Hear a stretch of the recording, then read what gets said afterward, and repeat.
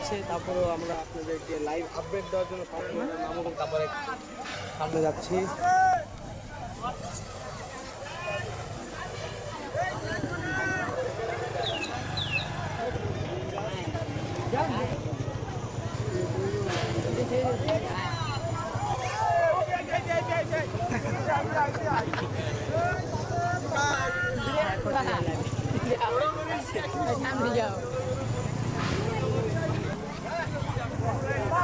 দর্শক, এই মুহূর্তে আমরা আছি পুস্তকলা গরুর হাট, যেটা পুস্তকলা শ্মশান গরু হিসেবে বেশ পরিচিত।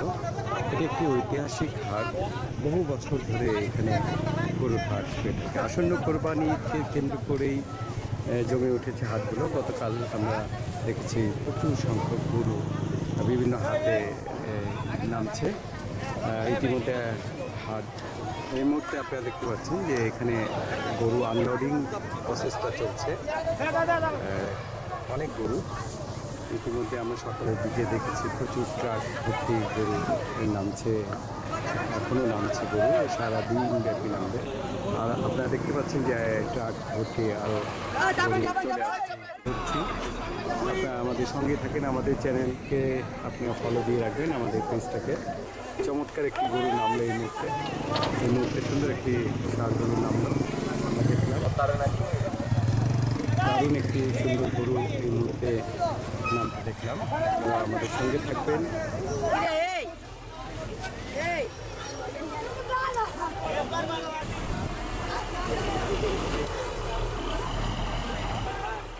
খুবই সুন্দর একটি গরু, জানি না কীভাবে নামে, আপনি নামলো সুন্দরভাবে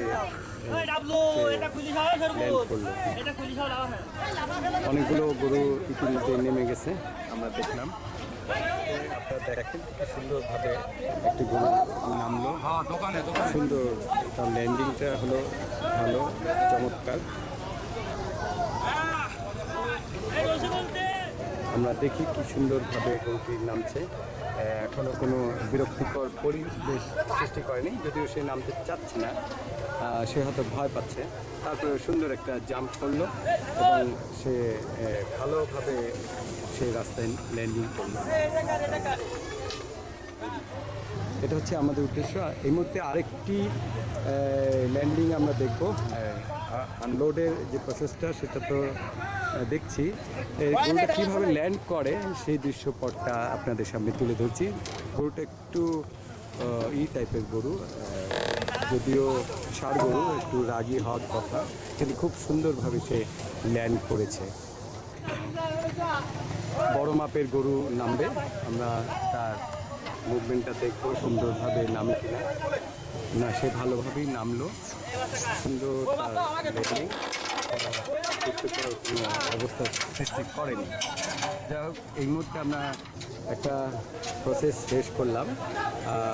আমাদের সঙ্গে থাকার জন্য আপনাদেরকে অনেক অনেক ধন্যবাদ। আবার পরবর্তী আপডেট আমরা দেখলাম, আমরা একটু অবস্থান পরিবর্তন করব। এর আগে আরেকটি গরু নামবে, এটা সবচেয়ে বড় এই ট্রাকের গরু, এই গরুটাই ট্রাকের সবচেয়ে বড় গরু। যাই হোক দর্শক, আপনারা দেখবেন যে এই গরুটা কীভাবে নামে এবং মনে হচ্ছে যে সে ভালোভাবেই নামবে, হয়তো তার ভিতরে কোনো বিরক্তিকর অবস্থা চেহারার মধ্যে ফুটে ওঠেনি।